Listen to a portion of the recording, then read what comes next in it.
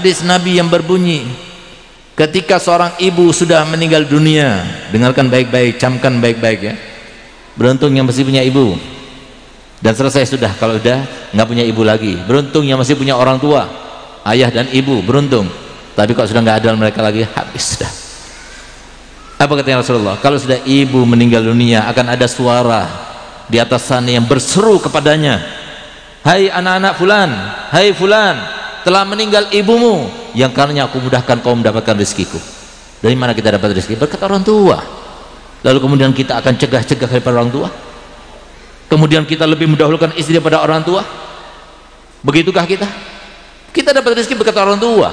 Apapun yang kita dapatkan daripada kebahagiaan, kenikmatan, kesejahteraan, kemuliaan, semuanya berkat orang tua. Kalau nggak ada orang tua, nggak ada kita. Nggak pernah kita bayangkan yang semacam itu.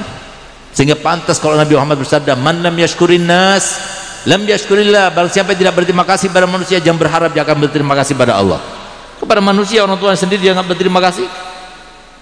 Setelah dia itu stroke, setelah orang tuanya dalam keadaan susah, payah dan sebagainya, iya memang dia mijeti, tapi ketika mijet orang tuanya, dia itu lihat-lihat jam kapan cepat selesainya. Ingat kan bagaimana ketika ada suatu kejadian yang sangat merenyuhkan hati.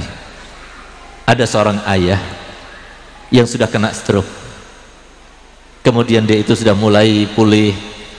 Beliau meminta kepada anaknya, nak, bawa aku ke kebun binatang, aku ingin mengingat masa laluku.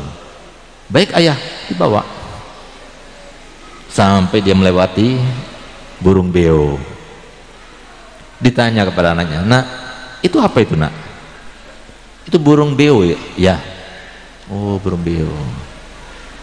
Lalu kemudian dia tanya lagi, nah itu apa nak? Burung beo ya. Udah mulai keras lagi. Oh, burung beo. Nanti tak lama lagi tanya lagi, itu nak, itu burung, itu apa itu? Burung beo ya. Sudah aku bilang itu burung beo. Ayahnya meneteskan air mata. Sehingga ayah berkata, kenapa kau meneteskan air mata ya? Aku dulu masih ingat ketika kamu masih kecil belajar berbicara, kamu bertanya kepadaku di tempat ini juga, di burung ini juga. Engkau katakan, itu apa ya? Burung nak. Lagi-lagi kau bertanya sampai aku hitung 24 kali kau bertanya, itu apa? Tetap dengan senang hati saya jawab, itu burung nak. Dan sekarang aku hanya bertanya 3 kali, lalu engkau membentak-bentak aku. Ini yang terjadi. Kenapa jangan salahkan anak-anaknya? Mereka nggak belajar. Alhamdulillah, saya walaupun seorang doktor di 2 tempat, di UIN Malang dan di UTM Malaysia, tapi alhamdulillah setiap kali saya berjumpa dengan ibu saya cium tangannya, saya cium dahinya, saya cium kakinya. Kenapa? Di situ ridhonya Allah saya akan dapatkan.